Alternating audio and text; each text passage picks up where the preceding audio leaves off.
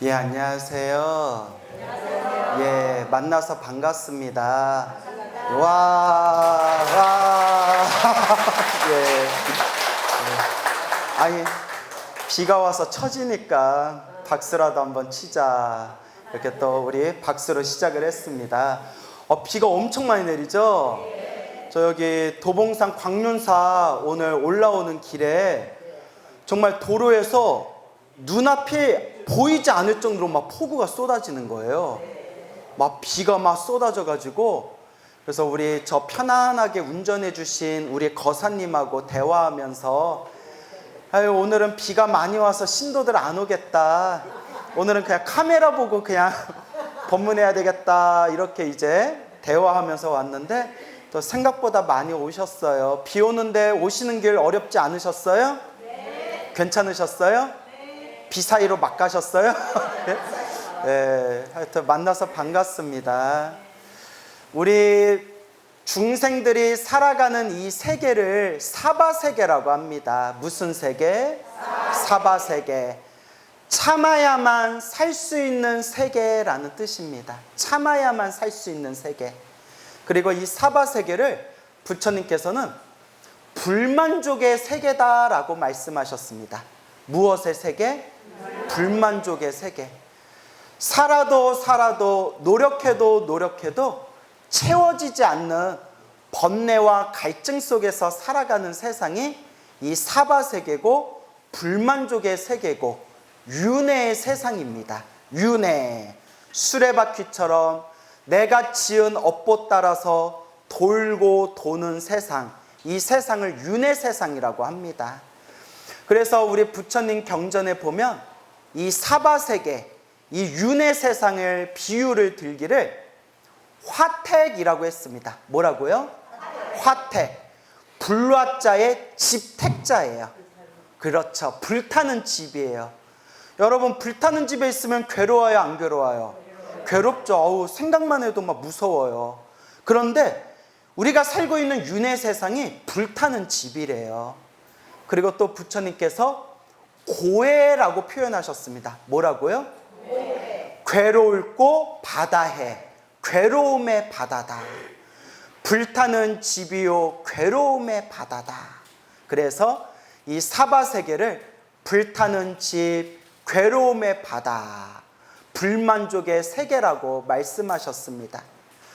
우리 중생들은 다 행복하게 살아가기를 원해요. 그렇죠. 하지만 인생 사는 게 내가 원하는 대로 술술 풀리지만은 않아요.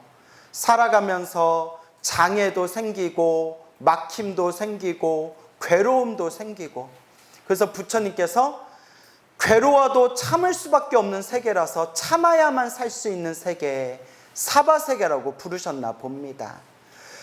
우리 앞에 펼쳐진 행복도 불행도 누가 지은 업의 인연법이라고 했죠? 내가 지은 업의 인연법이다. 좋은 일도 나쁜 일도 내가 지은 업의 인연이고, 행복도 불행도 내가 지은 업의 인연이다. 그래서 부처님께서 늘 우리 중생들에게 간곡하게 말씀하시기를, 경전에서 늘 말씀하시기를, 복을 지어라, 선업을 지어라, 복을 닦아라 라고 간곡하게 말씀을 하셨습니다. 그리고 우리 불교가 지혜와 깨달음의 종교, 지혜와 깨달음의 가르침이지만 부처님께서도 큰 스님들께서도 분명히 말씀하셨다시피 복이 있어야 지혜도 닦을 수가 있대요. 좋은 스승 만나는 복, 좋은 도반 만나는 복, 좋은 도량에서 수행할 수 있는 복, 복이 있어야 지혜도 닦을 수 있고 깨달음도 얻을 수 있다라고 부처님께서 말씀하셨습니다. 여러분들이 이 사바세계, 참아야만 살 수 있는 이 세상을 여러분들이 살아가면서 행복하고 편안한 삶을 살고 싶다면 뭐가 있어야 돼요? 복이 있어야 돼요. 복이 없으면 자꾸 장애가 생긴대요. 자꾸 막힘이 생긴대요. 그래서 우리 큰 스님들께서도 늘 복을 아껴라, 복을 아껴라, 복을 지어라, 복을 지어라 말씀하셨습니다. 근데 여러분들이 이렇게 주말에 부처님 도량에 와서 부처님 가르침 배우려고 귀를 열고 부처님 가르침을 공부하려고 경청하는 것 자체가 여러분들이 무엇을 짓고 있는 거예요? 복을 짓고 있는 거예요. 지혜를 닦을 수 있는 복을 짓고 있는 거예요. 그래서 여러분들이 성근이 있는 사람들이다. 뭐가 있는 사람들이다? 성근. 착할 선, 뿌리 익은 착한 뿌리가 있는 분들이에요. 여러분들이 저보다 더 나아요. 저는 이렇게 비 오면 절에 안 와요. 예? 이렇게 비 오는데 여기 밑에 입상금지라고 되어 있는데, 근데 이 비를 꿰뚫고 그래도 부처님 도량에 와서 부처님께 절 삼배라도 올리고 부처님을 향해서 합장 공경하고 또 부처님의 가르침을 공부하려고 이렇게 이 자리에 앉아서 귀를 열고 있는 것만으로도 여러분들이 착한 뿌리가 있기는 있다. 하지만 그 착한 뿌리를 여러분들이 얼만큼 더 닦아나가느냐, 그거 역시 누구의 몫일까요? 자기 자신의 몫이다라는 것을 꼭 명심하시기 바랍니다. 알겠죠? 우리가 인생을 살아가면서 너무나 힘들고 괴로운 일을 당했을 때 우리 지장경이나 혹은 여러 부처님 경전에서 그것을 가리켜 중생의 업보다라고 부르셨어요. 그리고 우리 큰 스님들께서도 힘들고 괴롭고 답답할 때 간절하게 부처님께 기도하면서 업장을 소멸해야 된다라고 말씀하셨습니다. 그래서 과거에 우리 해인사 백년암의 큰 스님이셨던 성철스님이라고 들어보셨죠? 성철스님께서도 그렇게 불자들한테 3000배를 많이 시키셨대요. 그러면서 항상 하시던 말씀이, 만약에 중생들이 부처님께 절을 하면서 자기 업장이 소멸하는 것을 눈으로 볼 수만 있다면 세상에 3000배를 안 할 사람이 없을 것이다. 부처님께 절을 안 할 사람이 없을 것이다 할 정도로 이 부처님께 절을 하는 공덕과 업장 소멸에 대해서 아주 많은 말씀을 남기셨습니다. 몇십 년 전 일이에요. 어느 여성 불자님이 계셨어요. 여성 불자님이 계셨는데 나이가 30대였을 때, 이것도 무슨 전생의 업병이었을까요? 이렇게 손가락부터 이렇게 관절염이 생겼대요. 손가락에 이렇게 류마티스 관절염 같은 거 있잖아요. 근데 나이 30대 젊은 나이에 손가락이 퉁퉁 붓기 시작하더래요. 약도 먹어보고 병원에도 가봤지만 쉽게 낫지가 않는 거예요. 아이고, 그런데 이걸 어째요? 손가락에 퉁퉁 붓던 그 관절염, 염증이 손목으로, 팔꿈치로, 어깨로, 무릎으로 온몸으로 염증이 다 퍼져버렸대요. 나중에는 손끝에서 발끝까지 꼼짝도 할 수가 없고 걸어다니기 힘들 정도로 너무나 관절염 때문에 고생을 했대요. 어떡해요. 우리는 몸에 주부습진만 걸려도 하루하루 살아가는 게 엄청 곤욕스럽잖아요. 그죠? 그래서 저도 얼마 전에 주부습진으로 고생해가지고 아니 웬 주부습진이야. 결혼도 안 했는데. 그래가지고 막 핸드크림 바르고 막 약 바르고 했어요. 그래서 지금 많이 뽀송뽀송해졌는데, 그래도 주부습진 걸려서 관리했더니 장점이 하나 생겼어요.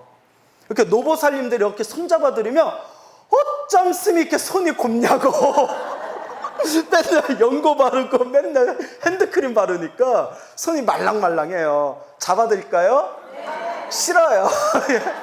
자, 이제 웃자간 말이고, 아니 우리 주부습진만 걸려도 저 엄청 고생했어요. 손에 막 이렇게 뭐 땀띠 같은 거 나고 진물 나고 해가지고 손끝에서 발끝까지 온몸에 그냥 관절염, 염증이 생겨가지고 걸어 다닐 수 없는 상태까지 갔대요. 병원에 다니고 큰 병원에 가서 치료를 받아도 가라앉지가 않더래요. 그렇게 몇 개월에 몇 년의 시간 동안 고생을 하니까 사람의 정신이 피폐해지는 거예요.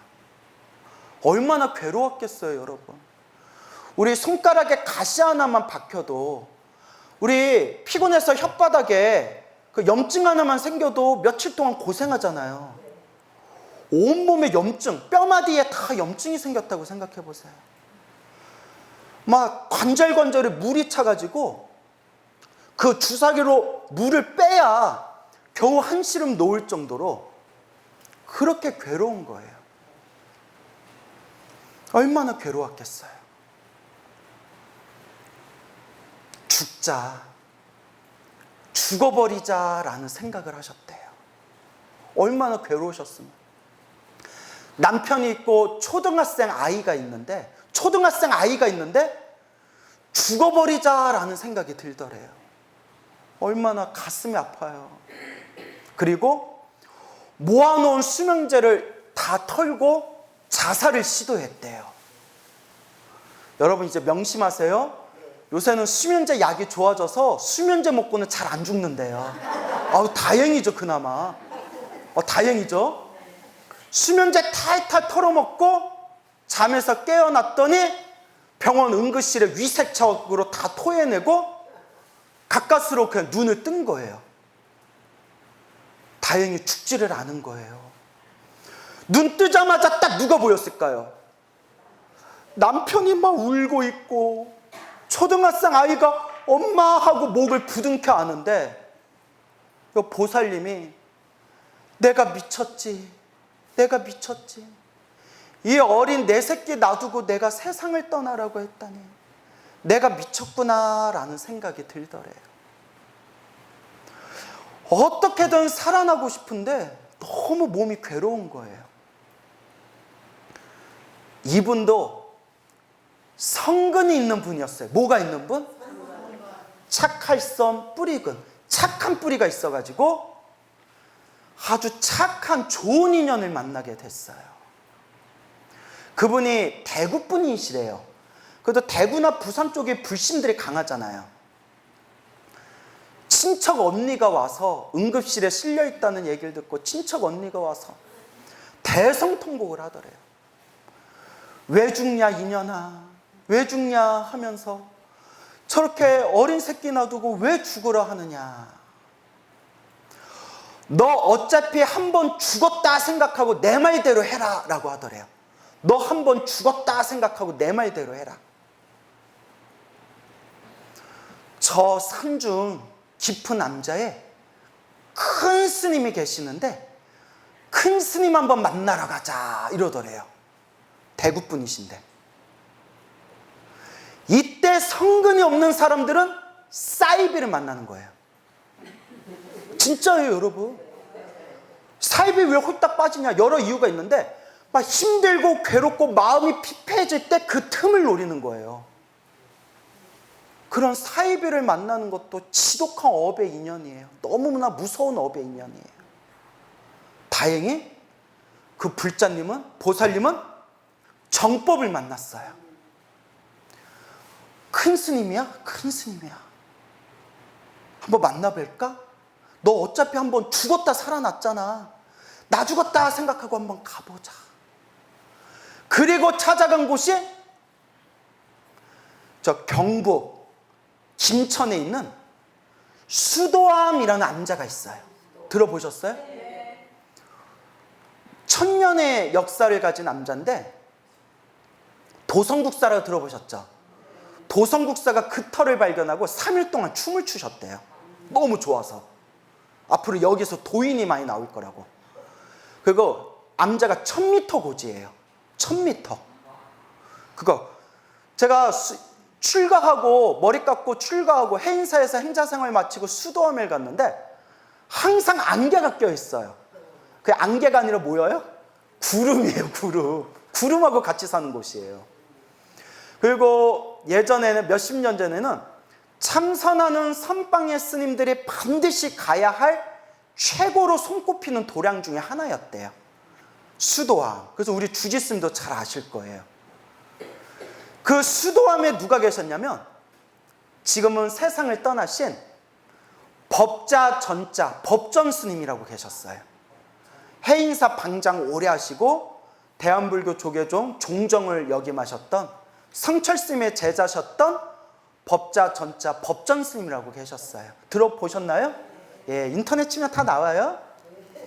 그때 법전 스님께서 수도함을 그때 이제 불사하시고 선원을 이제 개원하셨을 때였는데, 그제 이제 수도함에 계시다는 큰 스님을 찾아가야 되는데, 지금은 길이 잘 나가지고 뭐 1000m 고지라고 하더라도 차가 잘 올라가요.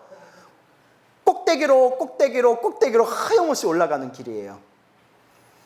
그 당시 그 불자님이 수도함에 올라가야 되는데, 버스 타고 내려서 이제 차를 하나 불러가지고, 차를 불러서 차를 타고 그 밑에 수도리라는 마을까지 딱 멈추면 수도리에서 또 한 30분을 또 걸어 올라가야 돼요.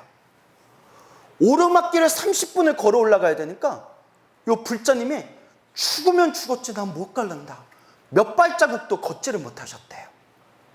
그래서 그 마을에 있는 마을 청년한테 부탁해서 이렇게 용채 얼마 주고 그 마을 청년의 지게에 져가지고 이렇게 올라갔대요.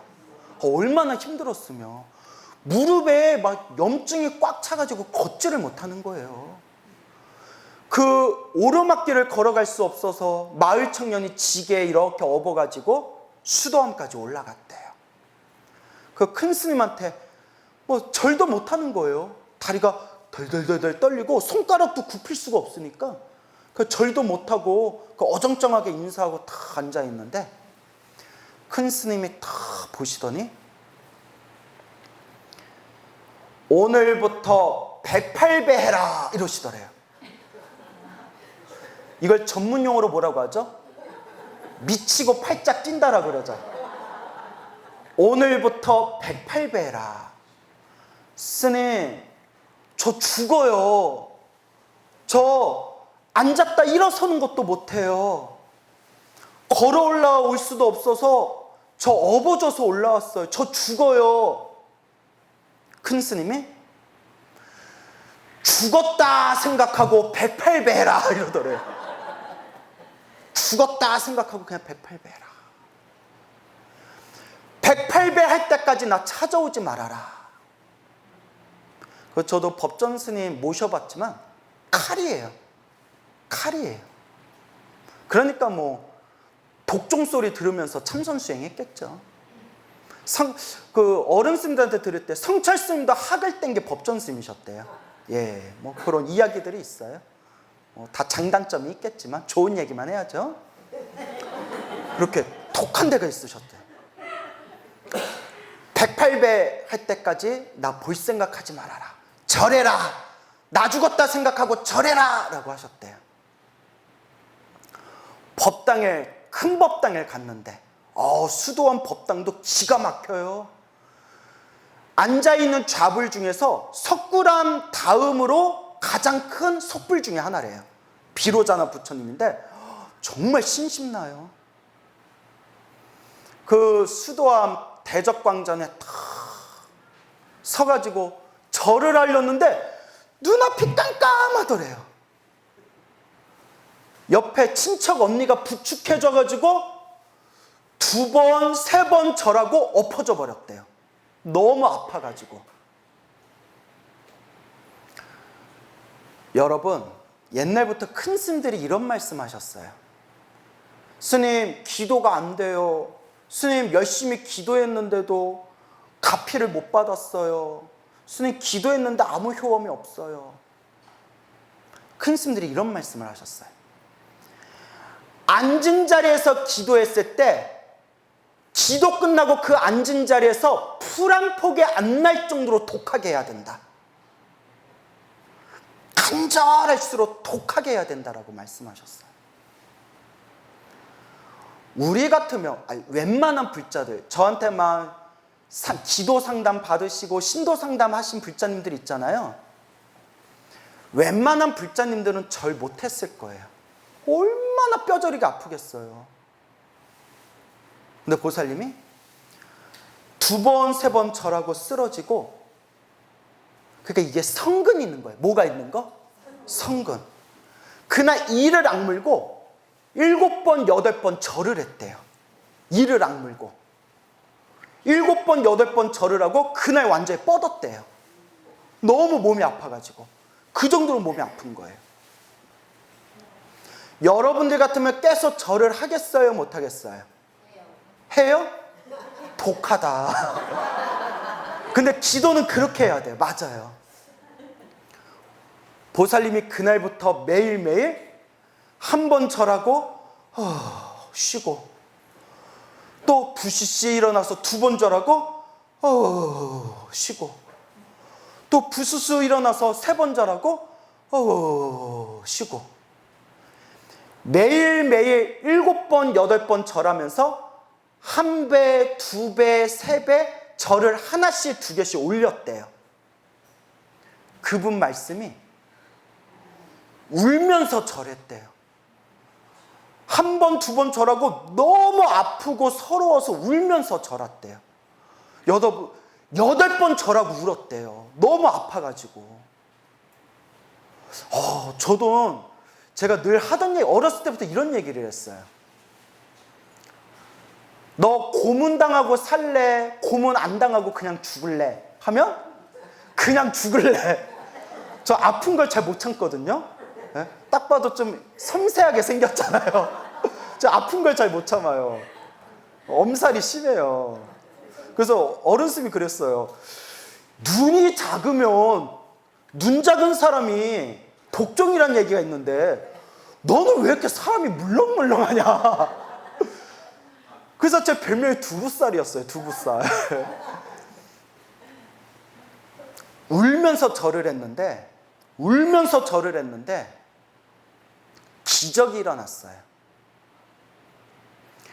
딱 100일이 지났는데 맙소사 100일이 지나면서 한 번에 108배를 할 수 있게 됐대요. 이건 기적이에요.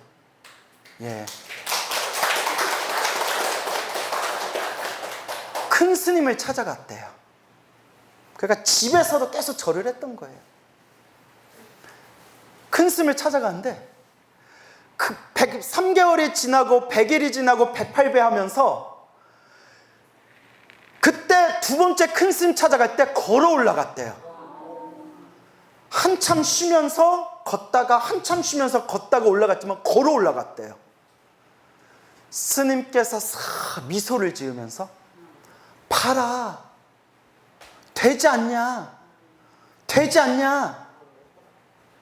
예, 스님 108배 할 수 있습니다. 이제부터 1000배를 해라 이러시더래요. 하루에 1000배를 해라. 그런데 108배 하라 했을 때 스님 나 죽어요 이랬죠. 1000배 하라 했는데 눈앞이 깜깜한데 못하겠어요 라는 소리가 안 나오더래요. 해보겠습니다, 할 수 있을 것 같습니다 라는 소리가 나오더래요.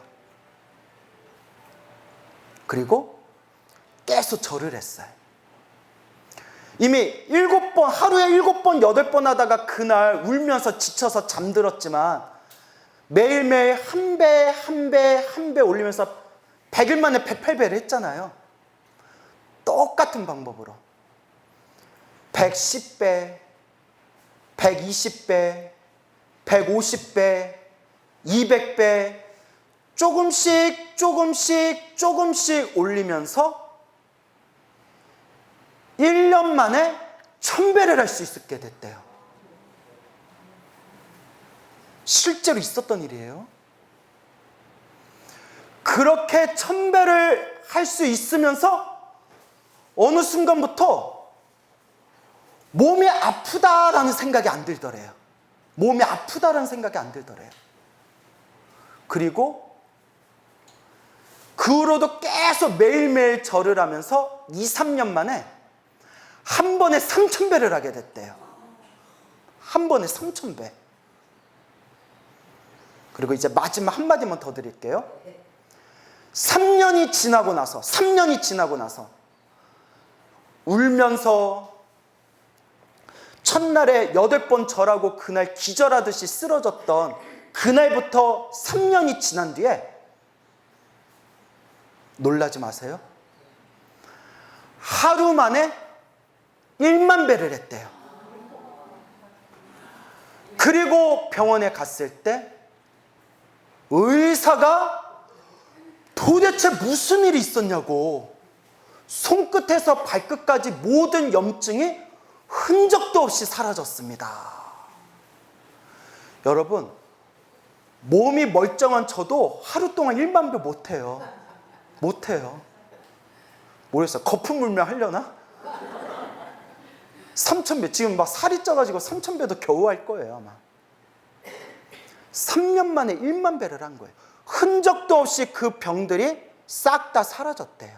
그리고 그렇게 1만 배의 기도를 마치고 난 뒤에 손끝에서 발끝까지 모든 그런 염증들이 완전히 사라지고 완치 판정을 받았답니다.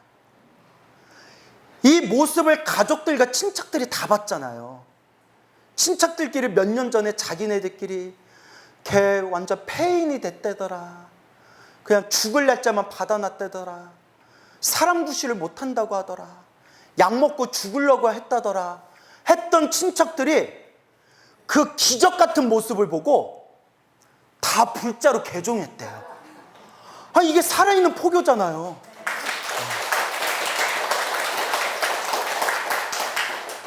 이게 몇십 년 전 얘기라서 아마 그 불자님이 지금 아마 노보살님이 되셨겠죠. 그런 이야기가 지금까지 전해지고 있고, 그때 선방에서 수도암 선원에서 정진하던 스님들이 하루 동안 밤새워서 1만 배 절을 하던 그 보살님 얼굴을 기억하고 계시는 어른 스님들이 아직도 계십니다. 정말 그 당시에 수많은 스님들 사이에서도 지대방에서 회자되었던 그런 전설 같은 이야기가 되겠습니다. 부처님의 가피 이야기를 하다 보니까, 수도암 얘기하다 보니까 갑자기 생각났는데, 우리가 이제 불교설화를 보다 보면 제가 우리 신도님들께 어떻게 해야 더 쉽고 더 재미나게 부처님의 가르침을 전할까 고민하다가 우리 신도님들은 이렇게 불교설화 혹은 뭐 스토리텔링, 이런 재미난 영험담 이야기를 해줘야 안 줄더라고요. 저게 뭔가 싶어가지고 안 줄더라고요. 저도 다 해봤어요. 그러면 이렇게 불교설화에 보다 보면 이런 내용들이 나와요. 기도를 하는데 절에서 방광을 했다. 방광이라고 아시죠? 빛이 뿜어져 나오는 거예요. 그래서 뭐 일타스님이라고 들어보셨죠? 일타스님 뭐 외증조 할머니께서 평생 나무아미탑을 연부를 하셨는데 돌아가실 때 몇 날 며칠 동안 장례식장에서 방광을 해가지고 그 빛이 뿜어져 나오는 걸 가족들이 다 목격했잖아요. 그래서 친가와 외가 쪽에서 뭐 50여 명의 단체로 출가했다, 뭐 이런 유명한 전설 같은 이야기가 전해지잖아요. 근데 이런 옛날 불교 설화 같은 거 보면 솔직히 우리가 기도는 열심히 하더라도 긴가민가 할 때가 있어요. 달빛이 환하게 밝았는데 방광했다고 한 건 아닌지, 뭐 또 뭐 비 오고 난 뒤에 해에 무지개같이 햇살 햇무리가 이렇게 이제 펼쳐지는데 방광했다고 한 건 아닌지, 그렇게 이제 여러 우리들이 그런 의심하는 마음이 생길 수도 있잖아요. 수도암에서 몇십 년 전에 어느 비구니 스님이 계셨어요.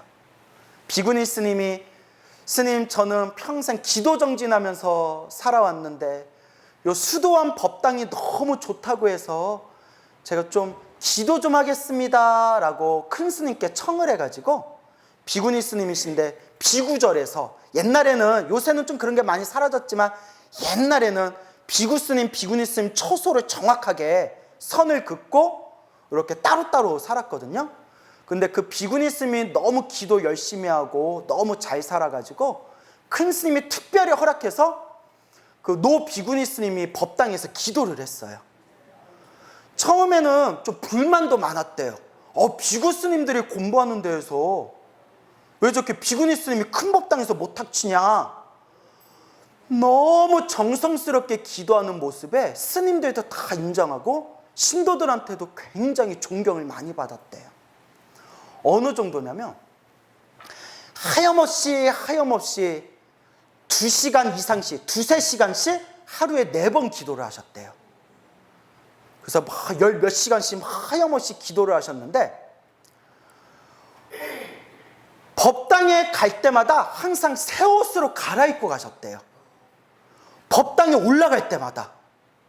심지어 법당에서 기도하고 내려와서 화장실에 갔다 오면 화장실 한 번 갔다 온 그 옷을 벗고 새 옷으로 입고 법당에 올라갔대요. 야, 빨래하느라 하루 다 보냈을 것 같아요. 그 정도로 정성스러웠다는 거예요. 그렇게 하염없이 기도를 하셨는데, 제가 그 비구니 스님 법명을 들었는데 지금 제가 잊어먹었어요. 근데 제가 지금 우리 그 수도함의 어른 스님들께 여쭤보면 그 비구니 스님 법명 지금이라도 알 수 있거든요. 어느 날 밤에 저녁에 그날따라 스님이 평상시 기도, 뭐 예를 들어서 우리가 저녁 6시에 저녁 예불을 올리면 한 8시쯤에 끝나야 되는데, 그때 그날따라 기도가 더 깊이 잘 되셨는지 9시가 넘어가고 10시가 넘어가는데도 하염없이 목탁을 치시더래요. 그래서 스님들이, 야, 저 스님 연불산매 들었나 보다, 오늘따라 더 신심이 나나 보구나 이러면서 그렇게 법당에서 하염없이 또로록 똑 또로록 똑 연불 정근 소리가 들리는데, 절 밑에서 우르르르 막 사람들이 몰려오는 소리가 들리고 막 고함 소리가 들리고 난리가 났더래요. 법당에서 막 목탁 소리가 들리고. 스님들이 놀라서 이렇게 나왔대요. 스님들하고 그 절에서 공양주 보살님, 부목거사님, 절에 있는 막 스님들이 나왔는데, 밑에 있는 수도리 마을 사람들이 막 물동이랑 막 삽이랑 그런 거 들고 막 몰려온 거예요. 왜 그러냐 했더니 아직도 그 당시 그 어른 스님들이 기억하고 계세요. 사람들이 흥분하면서 절에 불이 났다 하면서 올라온 거예요. 스님들도 놀라서 어디 불이 났냐? 불이 난 데가 없는데 어디 불이 났냐 했더니, 그 수도암 밑에 수도리 마을에 수도암 있는 데에서 멀리 보이잖아요. 시뻘건 불같이 시뻘건 화염이 보이더라는 거예요. 시뻘건 빛이 환하게 보여서, 아이고 절에 불이 났다 고함 질러서, 그 당시에는 수도리에 그 농사 짓고 밭농사하는 마을 사람들이 많았대요. 마을 사람들이 절에 불탄다고 막 올라온 거예요. 아무리 봐도 불난 데가 있어요, 없어요? 근데 마을 사람들 수십 명이 똑같이 봤거든요.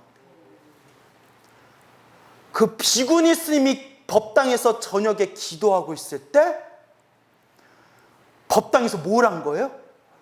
방광을 한 거예요. 그 유명한 이야기를 제가 수도함에 있는 어른 스님들께 직접 들었어요. 그래서인지 몰라도 그때 몇십 년 동안 수도함에 정말 불같이 그냥 수많은 수자들과 신도들한테 사랑을 받았어요. 그러니까 수도함이 수많은 사람들에게 사랑받은 지분의 반 이상은 누구한테 있어요? 그 비구니 쌤한테 있어요. 예, 그래서 아마 내가 그때 큰 스님이었으면 내가 공덕비 하나 세워줬을 거예요. 웃자고 한 얘기고요. 예. 그래서 그 이야기를 직접 들으면서, 이거는 한두 명이 본 게 아니라 집단 최면이 아닌 이상 마을에 있는 수십 명 마을 사람들이 다 보고 불 끄려고 올라온 거잖아요. 불교 설화에 나오는 내용들이 거짓이 아니겠구나. 이런 전설 같은 이야기가 또 우리 광륜사의 큰 스님이신, 여러분 앉은 자리로 왼쪽에 한번 사진 보시겠어요? 우리 청화 큰 스님도 그런 기적 같은 그런 신비로운 이야기가 지금까지 전해지고 있습니다. 그런 도량이 바로 이 광륜사 도량이에요. 그래서 박수 한번 칠까요? 와. 그래서 제가 광륜사를 좋아해요. 빛광자, 나 광우잖아. 광륜, 광우, 막 때려 맞추는 거예요. 이렇게 불보살님의 가피가 분명히 있습니다, 여러분. 우리 중생이 인생을 살아가면서 힘들고 괴롭고 답답할 때 우리가 의지할 수 있는 최고의 의지처가 누구냐? 바로 부처님이시다 라는 걸 우리 불자님들이 항상 마음속에 되새기셔야 됩니다. 기도를 하면서 항상 마음속에 여러분들이 늘 마음속에 명심하셔야 됩니다. 부처님, 좋은 일도 나쁜 일도 다 내가 지은 업의 인연입니다. 제가 시작 없는 과거 전생에서부터 지은 모든 죄업을 참회하겠습니다. 오늘 이 기도의 공덕으로 저의 업장이 소멸하고 저의 복덕과 지혜가 증장하여 지이다. 이 연불의 공덕으로 일체 모든 중생이 다 함께 성불하여 지이다. 그렇게 자신의 업장을 소멸하고 자신의 마음의 공덕을 닦아나가셔야 됩니다. 제가 불자님들한테 이런 이야기를 많이 해요.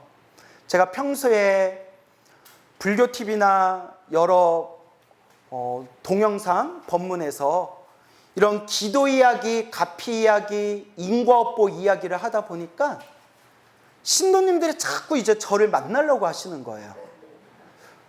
광우스님이 뭔가 있나 싶어서. 근데 저 쥐뿔도 없어요. 전 그냥 말만 잘하지 저는 아무것도 없어요. 진짜 나는 그냥 말 하나로 먹고 사는 사람이에요. 그래서 우리 외할머니가 그러셨어요. 저 외할머니 밑에서 자랐는데 저 어렸을 때 별명이 촉새였어요. 무슨 남자가 저리 말이 많냐고. 자존심 상해. 근데 우리 외할머니가 그러셨어요. 봐라, 우리 외손주 나중에 저 입으로 먹고 산다 이러셨어요. 우리 외할머니가 딱 맞추셨잖아요. 요 입담으로 부처님 가르침 널리 전하면서 살잖아요. 제가 하고 싶은 얘기가, 저 같은 사람 백날 찾아와도 제가 해줄 말이 없어요. 제가 방송에서 여러 번 얘기했어요.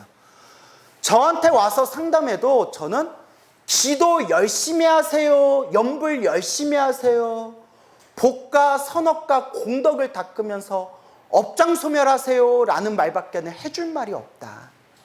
그리고 요새 유튜브 같은 게 발달하다 보니까 이상한 사이비들이 많이 생겨나고 있어요. 나를 찾아와서 내가 손 한번 만져줬더니 병이 다 나았다. 아니 그러면 노벨상을 받아야지. 아니 그런 사람 있으면 내가 찾아가겠어요. 저 당뇨 좀 낫게 해주세요. 예? 그런 게 없어요. 내가 천도제를 지나면 영가가 눈에 다 보여서 손으로 딱 잡아가지고 내가 천상세계로 보낸다. 이런 사람도 내가 강의 들은 적이 있어요. 이걸 전문 용어로 뭐라고 하죠? 저는 이렇게 표현하고 싶어요. 지랄도 풍년이다. 무슨 영가를 손으로 잡아서 뭘 보내. 에? 그리고 내가 살다 내 입에 담기도 싫은 얘기까지 들었어요. 그런 사람 말은 아예 귀에 담지도 말고 눈으로 보지도 마세요. 아예 인연조차도 맺지 마세요. 자기가 부처님의 화신이라면서 석가모니불, 아미타불, 지장보살을 자기가 천도시켰대요. 와, 난 그 입에 담고 싶지도 않아요. 말법 시대예요. 무슨 시대? 말법 시대. 우리 청화 큰 스님은 한없이 존경할 수밖에 없는 수많은 아름다운 행적이 있지만 저보다 우리 주지 스님이 더 생생하시게 듣고 보신 일화들이 있으신데, 청화 큰 스님은 정말 인간의 논리와 소위 과학에서 말할 수 없는, 과학으로서는 도저히 표현할 수 없는 그런 신비한 가피가 있으셨어도 한 번도 내세운 적이 없으세요. 오직 하신, 한 번도 나 잘났다, 내가 이런 경지에 갔다, 내가 이런 신비한 힘이 있다라는 말을 한 번도 하신 적이 없으세요. 있어도, 만약에 있더라도 비공식적인 자리에 정말 믿을 만한 제자들한테만 당신 그런 이야기 한두 개 이렇게 던졌었을 뿐이지 그 누구보다도 신비하고 위대하셨지만 누구보다도 겸손하고 하심하셨던 게 바로 청화큰 스님이세요. 이러니 존경을 안 할 수가 있습니까? 저런 분에 비교하면 저는 청화큰 스님 발 뒤꿈치에 묻은 모래알보다도 못해요. 제 컨셉이 겸손이라서 이해해 주세요. 그냥 그러려니 하세요. 예. 여러분, 나 잘났다, 나 깨달았다 라고 말하는 사람 치고 제대로 된 사람을 제가 한 번도 못 봤어요. 우리 수행 열심히 하시는 선배 스님들이 다 하시는 말씀이에요. 나 잘났다, 내 공부가 어느 정도 됐다 생각하는 순간 공부가 끝나는 거라는 얘기를 수없이 많이 들었어요. 그래서 우리가 이 말법 시대에 부처님의 가르침을 닦을 때 꼭 명심해야 될 것이 오직 부처님의 말씀, 경전의 말씀을 의지해라. 그래서 저를 찾아와도 제가 늘 불자님께 드리는 얘기가 뭐해라 하는 말밖에 들을 말이 없다? 기도해라. 간절히 기도하세요. 간절히 기도하세요. 좋은 일이 생기든 나쁜 일이 생기든 누가 지은 업의 인연입니다? 내가 지은 업의 인연입니다. 부처님께 기도하고 부처님 도량에서 복을 짓고 선업을 짓고 공덕을 닦으면서 오직 누구를 의지하세요? 불보살님을 의지하세요. 부처님을 의지하세요. 좋은 일도 나쁜 일도 누가 지은 업입니다? 내가 지은 업입니다. 누가 닦아야 됩니다? 내가 닦아야 됩니다. 좋으면 좋은 대로 관세음보살, 관세음보살. 괴로우면 괴로운 대로 지장보살, 지장보살. 좋을 때나 나쁠 때나 한결같이 아미타불, 아미타불. 절을 하든 연부를 하든 사경을 하든 독경을 하든 주력을 하든 오직 부처님을 믿고 의지하는 마음으로 꾸준히 간절히 정성스럽게 다 닦고 닦아 나아가시면 반드시 부처님의 환한 가피가 여러분과 함께할 것입니다. 오늘 여기서 마치겠습니다. 성불하십시오.